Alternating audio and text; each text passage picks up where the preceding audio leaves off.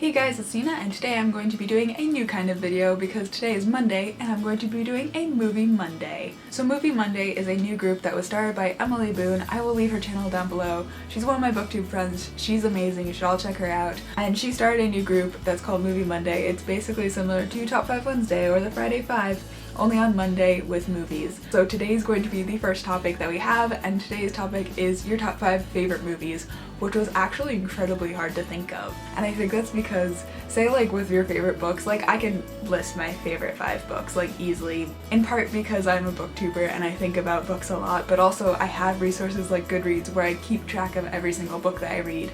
But on the other hand, with movies, there is no Goodreads for movies, so it was really hard for me to think back on like my entire life and be like, but what were my 5 favorites? So anyway, rambling aside, let's get into my top 5 movies, and for once in my life, these are actually in a particular order, so I'm going from number 5 all the way up to number 1. So coming in at number 5 is going to be Slumdog Millionaire. This is a movie that I've only seen once, but it just blew me away. It's about this boy, man, teenager, I don't know, who lives in India, and he goes on Who Wants to Be a Millionaire within India. And basically the movie goes back and forth between him being on the show Who Wants to Be a Millionaire and answering the questions, and then flashbacks to his childhood and adolescence and him growing up and why he knew the answers to those questions. And that sounds kind of weird, just like not that interesting, but this movie is so good. I think this movie actually won Best Picture either at the Oscars or the Academy Awards, and usually that isn't a good sign for how good a movie is because, you know, there's movies like The Artist that won Best Picture at the Oscars, and I watched that and it was horrible, but this is actually a really good movie. It's really well shot. The transitions between him being in the past and the future were done really well. The acting's amazing, the plot's amazing, the look at like Indian life and like Indian poverty especially, and like just the classism that goes on there. It was just such an amazing movie, and I highly recommend. Number 4 is going to be Ender's Game, and this is a book-to-movie adaptation based on the book by Orson Scott Card, and I have read the book and seen the movie. But this is one of those cases where I actually liked the movie better. This movie was just so good. I feel like it's a movie that is just like right up my alley. Like, it's sci-fi, it's got a deeper message, Asa Butterfield's the lead character, and you know Asa Butterfield is my favorite actor of all time.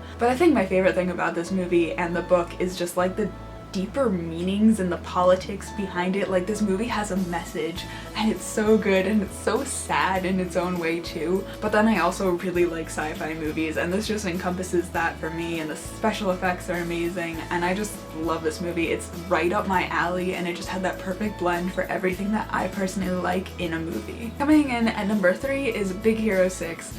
This movie is the only animated one to make my list, but it is my favorite animated movie and one of my all-around favorite movies of all time. If you haven't heard of this movie for some reason, this is basically a project that Marvel and Disney came together to make. And do I need to say anything more about it for you to want to watch it? Like, Disney and Marvel.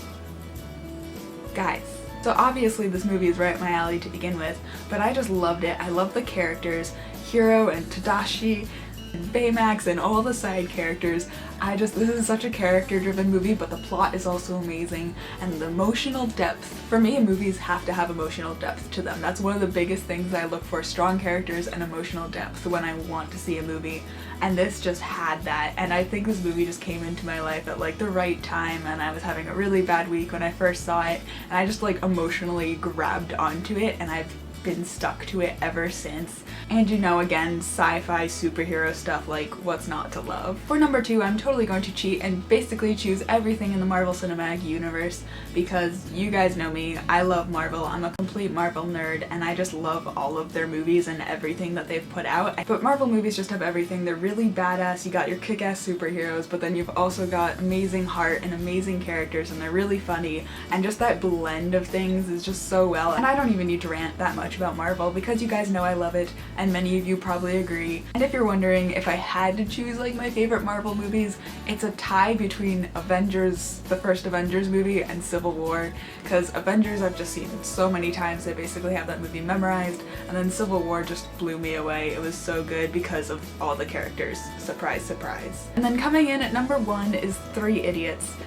which you guys are probably like, what is that? This movie is about 3 teenagers, I guess. They're best friends, and it's their journey through college, basically, like getting into college, being in college, and then afterwards. And that doesn't sound that interesting, but this movie is so good. I don't even know how to describe it. This movie is simultaneously the single saddest movie I've ever seen and the funniest movie I've ever seen. It's just an entire emotional roller coaster of a ride, and it's phenomenal. First of all, the characters are infectious. Like, the 3 guys, they're best friends, their chemistry is amazing, and just everything they do is interesting. But then also the emotional depth.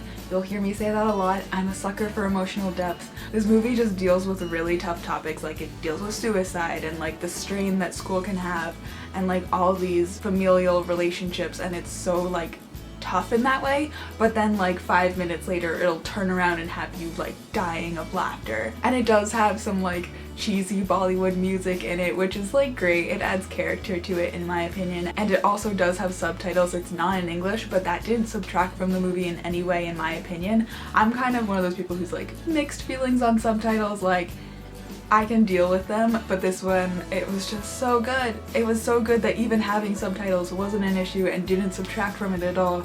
I just could rant for hours about this movie because it's just the best movie I've ever seen in my entire life. So that was it for this video. I hope you guys enjoyed it, and if you did, you can join Movie Mondays. Again, I will leave all the information you need to know down below, the Tumblr, Twitter, Emily's channel, etc. You should all totally join because it's fun talking about movies. Like, I love talking about books, but I do like to spice it up every now and then, you know. You guys get my opinions on other things besides books, and then I also get to hear from you, so let me know down below what are your favorite movies. And that is it for this video. I hope you guys enjoyed, and I will see you guys with another video soon. Bye!